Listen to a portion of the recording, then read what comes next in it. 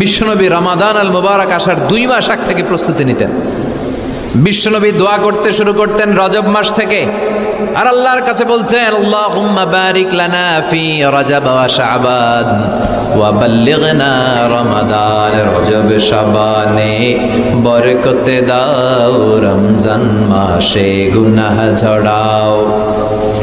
সপ্তাহ জুড়ে তুমি বরকত দাও, জুমার দিনেতে গুনাহ ঝরাও।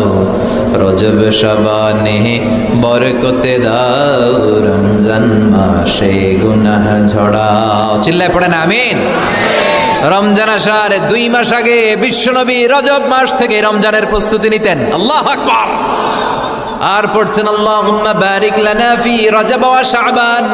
ও আল্লাহ, রজব আর শাবান মাসে আপনি বরকত দেন। ওয়া বাল্লিগনা রমাদান, রমজান মাসে পৌঁছে দেন।